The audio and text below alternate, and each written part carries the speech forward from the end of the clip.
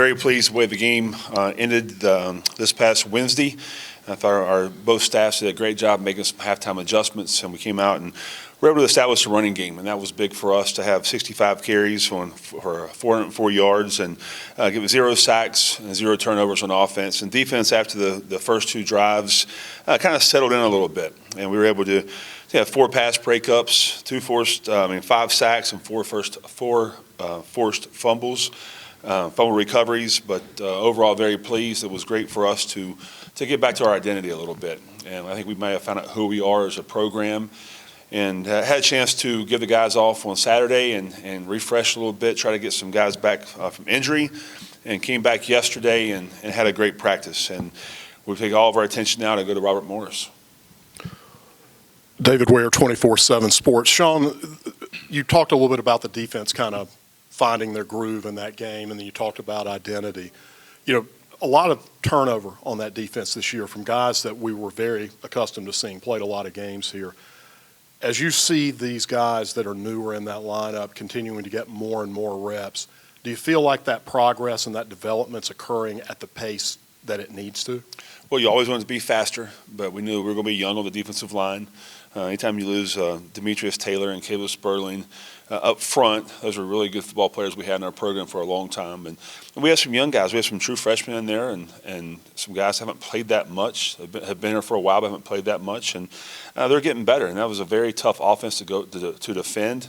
Sean Elliott and his staff do a great job of putting you guys in some situations that make it tough and put you in some one-on-one situations. And so I thought we did very well after the first 2 drives. I thought we settled in and we played more physical. I thought we turned it loose a little bit and didn't worry about making mistakes and just went out and played football. And I think the way we practiced last week, the way we ran the football, the way our tackling circus, we tackled in practice last week, and I think that paid dividends for us as the game went on. In looking at this week's game, and I watched Robert Morris play against North Carolina A&T this weekend. They played very hard. It was impressive that they outscored A&T in the second half, but just looking at it physically speaking, it's not a game. They're going to have trouble matching up with you guys. When you go into a week of preparation like this, understanding I need my starters to come out and play the way they need to play from the beginning, but I've also got an opportunity maybe to get deeper into the roster with guys that get some field time this week.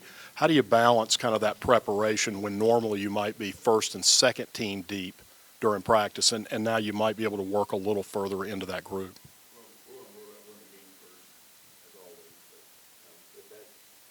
We'll deal with that then, but we have State right now, and we have some more details we have to get squared away, but we're going to work on us this week and play Robert Morris, and we're not going to look ahead. Our goals go 1-0 this week, and that's all we're looking forward to right now. When it comes to the health of the team, obviously Christian Wells was back. Caden Robinson was unable to play. You mentioned after the game that a couple other guys got dinged along the way. Where would you assess the health of the team right now, especially as relates to the primary rotation? Monty Marshall, it looks better than what we thought after the game. So he was out there yesterday. Didn't practice, but he was out there yesterday doing some drills and working with Scott and our doctors. Nate Noel looks better than what he did after the game on Wednesday. And again, Trey Cobb and Ethan Johnson will still be game time decisions. They didn't dress this past week. We hope to get them back in the lineup this week versus Robert Morris. But still, just bangs and injuries you have through college football like everyone else has right now. And we have to continue to do a great job in the training room with Scott and our doctors to try to get those guys back this week. Coach David Jackson, 8-5 Sports.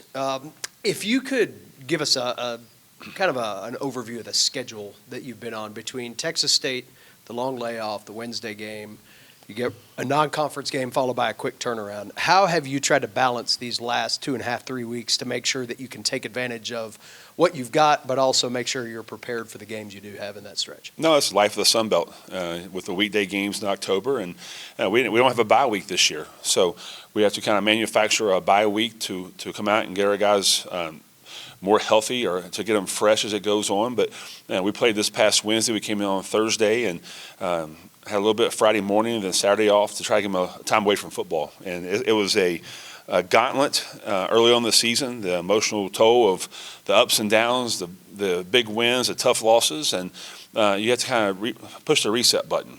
and I think our guys have done that. Again, I think this game comes at a good time for us because it's a non-conference football game. But again, I think our guys are starting to feel better, starting to get back to who we are. And again, a lot of that really depends on how healthy we are. And hopefully by game time, we're back to almost a full roster, healthy guys, and go out and play well on Saturday. When Houston Fancher was at App State, he used to call wins like that good for business. Did you notice that was good for business Sunday when the guys came back with an opportunity to come off of a win and a hard-fought win at that? No, it's definitely good for business. Anytime you win in college football, it's good for business. But it was a big win because Georgia State's a good football program, and Sean does a really good job with his team, his program, and they've had some tough losses this year. They played South Carolina, played North Carolina, kind of went the way our game did versus North Carolina, but they had a chance to beat South Carolina, so it was a very good football team. They ran the ball up and down the field versus Georgia Southern and even Charlotte, so it was a big win, and we're never going to overshadow or overlook a win. We're going to celebrate the win, but we know the main thing's the main thing, and the toughest part of our schedule is ahead of us. A little bit similar to what David asked about, you're coming down the back stretch of your regular season schedule to where playing time that guys get will be meaningful, no matter whether that's starters or 13, 14 guys that get in. Do you see some extra energy from some of those guys as the season starts to wind down to take advantage of those opportunities to get on your tape, not the tape they submitted when they were being recruited, but in your schemes, your system, so they can start to kind of play their way up the depth chart looking forward to next year? Yeah, I think so. I think if you look at our practices, if you're out there, our practice, you've been there many times. I think we practice very hard. I think our guys come out with a purpose to improve their skills, their technical aspect of the game, and everyone wants to play. And we only have one football, and 11 guys can play at once. So, again, I think both our starters, our backups are excited this week to get back a chance to play. It seems like that game was a week ago when you play a Wednesday night game. But I think it's business as usual for our guys, and I think we were very locked in last night at practice. Our guys were focused at the task at hand, and that's to go 1-0 this week versus Robert Morris. Last question for me. You mentioned Robert Morris, a team that's not necessarily in your normal rotation of opponents. How did you, as a staff, once this game got signed back in March, get smart on Robert Morris and make sure that you were aware of everything that you now see in front of you this week? Well, throughout the off season and through the summertime, throughout camps, you have a few days to get a head start on all your opponents. So out of our 12 games this year, we always spent 2 or 3 days on each opponent to try to get a preliminary scouting report of what we would do.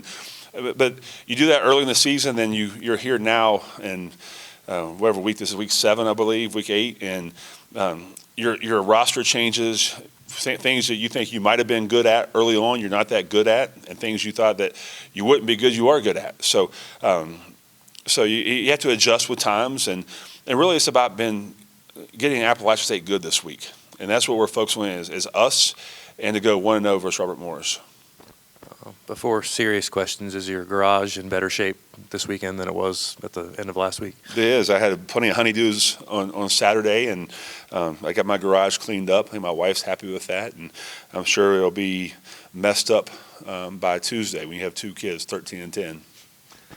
Just Robert Morris offensively, what can you break down or offer a scouting report of what they try to do? We're still evaluating their tape right now. Again, they're multifaceted. They have a chance, they can run the football, they can throw the quick game and throw some screens, and then their defense are based off a 4-man front and with one single high safety, and sometimes they'll play 2 safeties. But again, this game's about us and how we can improve our skill set and to make sure we have put a great product on the film for us to watch on Sunday morning.